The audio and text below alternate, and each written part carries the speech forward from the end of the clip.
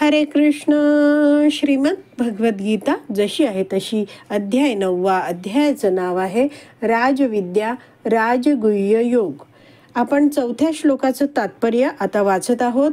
तर हे तात्पर्य आहे ते पहिला पॅरेग्राफ आहे. त्यातून जर खालून मोजलं तर आपण 8व्या ओळीपासून ते वाचायला सुरू करणार आहोत. सुरू करण्याआधी श्रील प्रभुपादांना प्रार्थना करूया. हे श्रील प्रभुपाद, आम्ही भगवद्गीता हा ग्रंथ वाचून समजून घेण्याचा प्रयत्न करीत आहोत. त्यासाठी आम्हाला आशीर्वाद द्या. धन्यवाद प्रभुपाद. या श्लोकामध्ये सांगण्यात आले आहे की भगवंत हे सर्वव्यापी असले तरी त्यांची प्राकृत इंद्रियाद्वारे अनुभूती होऊ शकत नाही. तर भगवंतांबद्दल भगवंत स्वतः काय म्हणतायत की मी माझ्या अव्यक्त रूपाद्वारे हे सर्व जगत व्यापले आहे. जगत अव्यक्त मूर्तीना. तर हे अव्यक्त रूप कसलं आहे? परमात्मा रूप आहे. आणि परमात्मा आहे तो आपण पाहू शकत नाही. आणि म्हणून इथे म्हटलं आहे की भगवंत जरी सर्वव्यापी असले तरी आपल्या प्राकृत म्हणजे भौतिक इंद्रियांद्वारे आपल्याला त्यांची अनुभूती होऊ शकत नाही. येथे अव्यक्त मूर्तीना या शब्दावरून हे दर्शवण्यात आले आहे. तथापि वस्तुतः आपण जरी त्यांना पाहू शकलो नाही तरी सर्व काही त्यांच्यामध्ये स्थित आहे.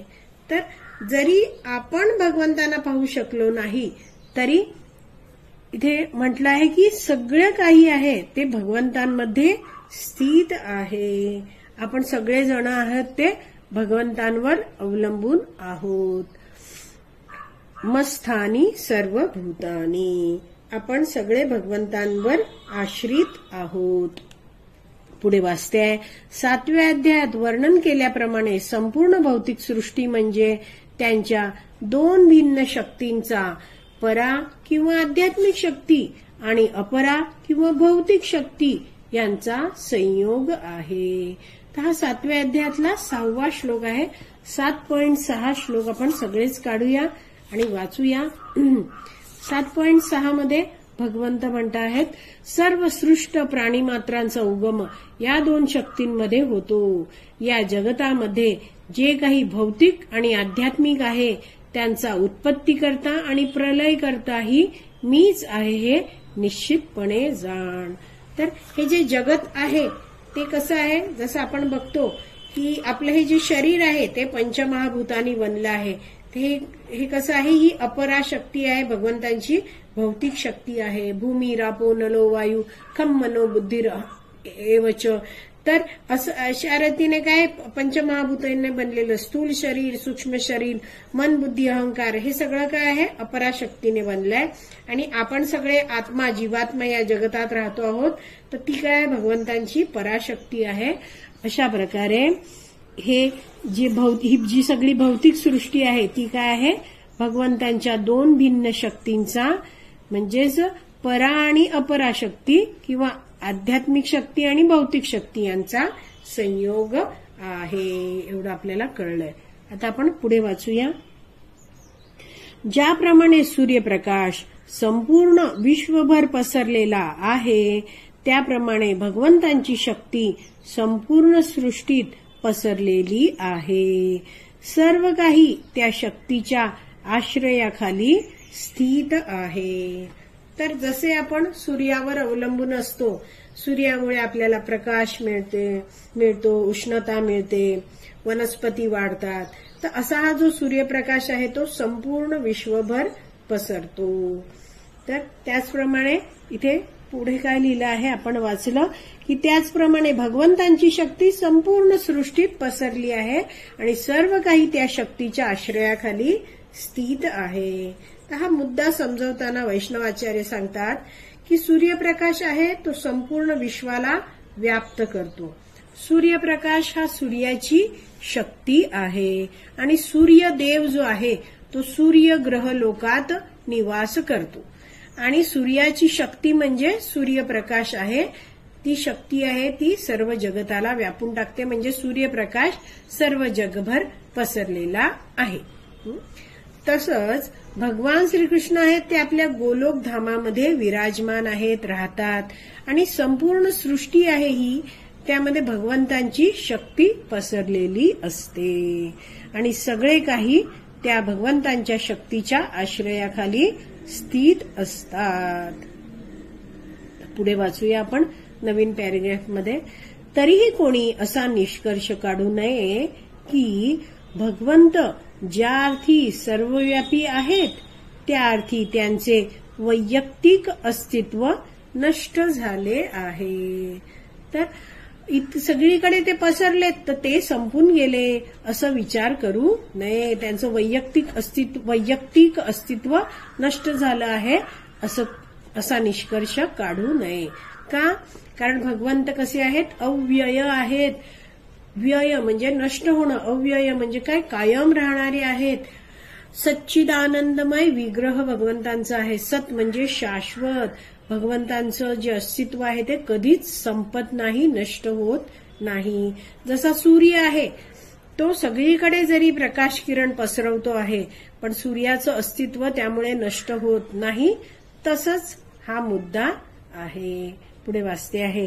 अशा युक्तिवादाचे खंडन करण्यासाठी भगवंत म्हणतात, मी सर्वव्यापी आहे, सर्व काही माझ्यामध्ये स्थित आहे, तरीही मी अलिप्त आहे. तर असे जे भगवंत आहेत ते कुणावरच आश्रित नाहीयेत.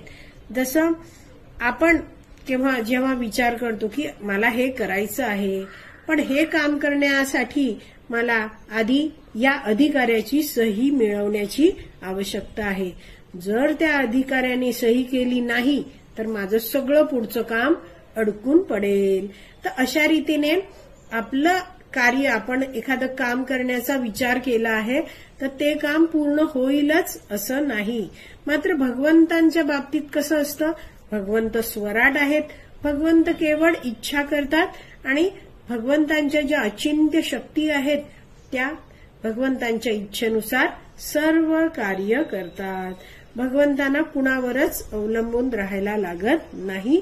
भगवंत कुणावरच अवलंबून नाहीयेत. म्हणून इथे म्हटलं आहे, भगवंत काय म्हणतात की सगळे माझ्यामध्ये स्थित आहेत पण मी अलिप्त आहे, मी कुणावरच अवलंबून नाहीये. सगळी कार्य माझ्या शक्तींद्वारे होत आहेत. इथे श्रील प्रभुपाद उदाहरण देत आहेत ते वाचूया. उदाहरणार्थ, राजा हा प्रशासनाचा अधिपती आहे आणि ते प्रशासन म्हणजे राजाच्या शक्तीचा आविष्कार आहे. समजा एक मोठं राज्य आहे आणि त्या राज्याचा जो राजा आहे तो सगळं कार्यभाग सांभाळतो आहे. तर प्रशासनातील विविध विभाग म्हणजे राजाच्या शक्ती आहेत. वेगवेगळे विभाग असतात, जे महसूल खातं आहे, शिक्षण खातं आहे वगैरे असे अनेक सारे खाती आहेत, विभाग आहेत. हे सगळे काय आहेत? राजाच्या शक्ती आहेत आणि प्रत्येक विभाग हा राजाच्या शक्तीवर आश्रित असतो. तर प्रत्येक विभागाचं कार्य आहे ते राजाने सांगितल्यानुसार चालतं, राजाच्या आज्ञेनुसार चालतं. परंतु राजा व्यक्तिशः प्रत्येक विभागात उपस्थित असावा अशी अपेक्षा कोणालाही करता येणार नाही. तर राजाचं राज्य एवढं प्रचंड मोठं आहे आणि त्याच्या आज्ञेनुसार त्याचे सगळे जे विभाग पाडले आहेत त्यांनी आणि विभागीय अधिकारी आहेत ती सगळी राजाच्या आज्ञेनुसार कार्य करत आहेत. त्यामुळे प्रत्येक विभागात राजाला स्वतःला उपस्थित राहण्याची काही गरज नसते, आवश्यकता नसते. हे एक स्थूल उदाहरण आहे. तर श्रील प्रभुपाद म्हणतात की हे जे मी उदाहरण तुम्हाला दिलं हे कसं आहे? एक स्थूल उदाहरण आहे, भौतिक उदाहरण आहे. त्याचप्रमाणे आपण पाहत असलेले सारे सृष्ट पदार्थ भौतिक आणि आध्यात्मिक जगतात अस्तित्वात असणारे सर्व काही भगवंतांच्या शक्तीवर आश्रित आहे. तर आपल्याला एवढं कळलं की भगवान श्रीकृष्ण हेच आपल्या सगळ्यांचे आश्रयस्थान आहेत. आणि हे ज्ञान झाल्यावर मग आपण काय केलं पाहिजे? तर आपण दृढपणे भगवान श्रीकृष्णांच्या भक्तीमध्ये मग्न झालं पाहिजे. तर जगातील बाकी गोष्टींचा आश्रय घेत आपण भक्तीला दुर्लक्षित कधीच करू नये. हाच धडा आपण घेतला पाहिजे. पुढे वाचते आहे, भगवंतांच्या विविध शक्तींच्या विस्तारामुळे सृष्टीची निर्मिती होते आणि भगवद्गीतेत सांगितल्याप्रमाणे विष्टभ्याहम इदम कृत्स्नम, ते आपल्या वैयक्तिक प्रतिनिधित्वाने म्हणजेच परमात्मा रूपाने तसेच विविध शक्तींच्या विस्ताराने सर्वत्र उपस्थित आहेत. तर हे जे भगवंतांनी सांगितलेलं कथन दिलेलं आहे इथे, विष्टभ्याहम इदम कृत्स्नम, हे 10.42 मधलं आहे दिलेलं इथे.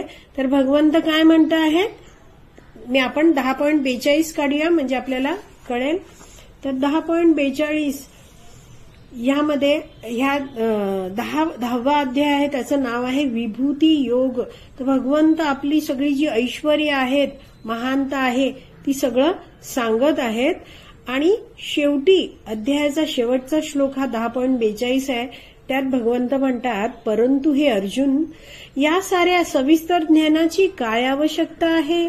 माझ्या केवळ एकाच अंशाने मी हे संपूर्ण विश्व व्यापून धारण करून राहिलो आहे. तर भगवंतांनी परमात्मा रूपात प्रत्येक वस्तूमध्ये प्रवेश केला आहे आणि भगवंत संपूर्ण प्राकृत सृष्टी आहे ती व्यापून टाकतात या परमात्मा रूपाने.